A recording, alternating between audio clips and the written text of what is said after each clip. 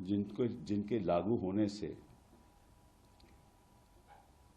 मानव अधिकारों और मानवाधिकार जो संविधान ने हमें दिए हैं वो छीनना चाहते हैं। ऐसे कानून संविधान में और संविधान को और संविधान के ढांचे को दीमक लगाते हैं। और आपको मालूम है कि दीमक का नतीजा क्या होता है? अच्छा खासा ढांचा अगर दीमक लग जाए तो बर्बाद हो जाता है। लोकतंत्र को बर्बाद करना इनका मकसद है। हम ये देखा जिस तरह से बिहार में SIR को लागू इन्होंने किया और जिस तरह से वोटर लिस्ट बन रही है, जिस तरह से लाखों के नाम कटे जा रहे हैं, जिस तरह से कोई एडिशन नहीं हो रही, जिस तरह से BLO काम कर रहे हैं, जिस तरह से इन्यूमरेशन फॉर्म भरे जा रहे हैं बिना कोई दस्तावेज के और अपलोड किए जा रहे हैं, और BLO कह रहे हैं कि BDO के आदेश हैं, वो भी वोटर लिस्ट में दीमक लगाना है। अगर वो ही तो ढांचा है जिसके आधार पे लोकतंत्र चलता है, वोटर लिस्ट को दीमक लग जाए तो इलेक्शन होगा कैसे?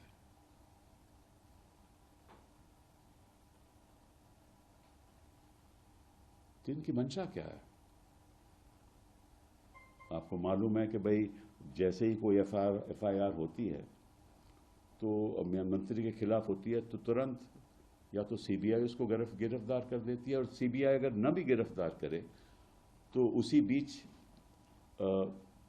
ED PNML के अंतर्गत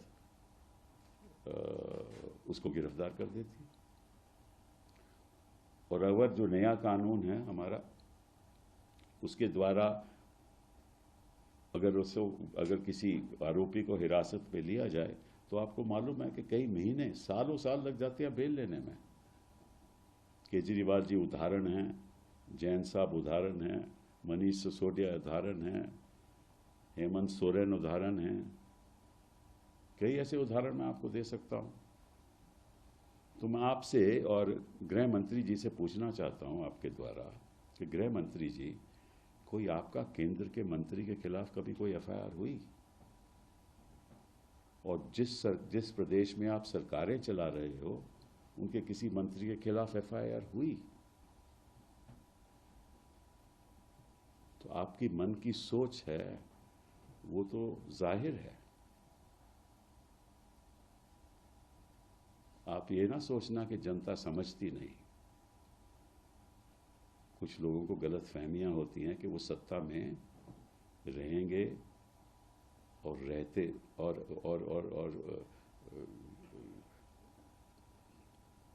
कभी ऐसा मौका नहीं आएगा कि कोई और सत्ता में आ जाए। इसीलिए ये सब काम हो रहा है ना कि वोटर लिस्ट को ऐसे करो, बढ़ा दो, काट दो, ऐसे कानून लागू कर दो, विपक्ष के मंत्रियों को हिरासत में ले लो।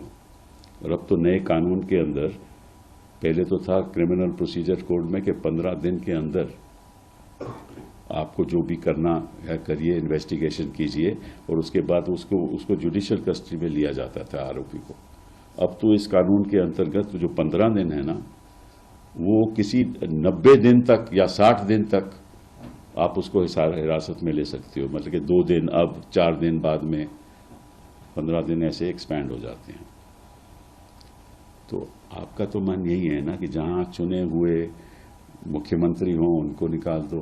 हालांकि आप कर नहीं सकते क्योंकि आपके पास बहुमत नहीं है, और आप कोशिश कर रहे हो कि जो मामला बिहार में हो रहा है, जिस तरह से जो जनता अपना रोष दिखा रही है और जिस तरह से राहुल और तेजस्वी की मीटिंग्स में जनता सुनना चाहती है कि क्या हो रहा है, तो उसको भी आप डाइवर्ट करना चाहते हो कि किसी तरीके से।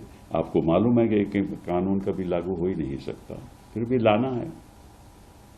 तो मैं तो आपसे आग्रह करूंगा कि संविधान हम सबके लिए है, आपके लिए भी है, हमारे लिए भी है। अब ऐसा मत करो कि हमने सैकड़ों साल लड़ाई करके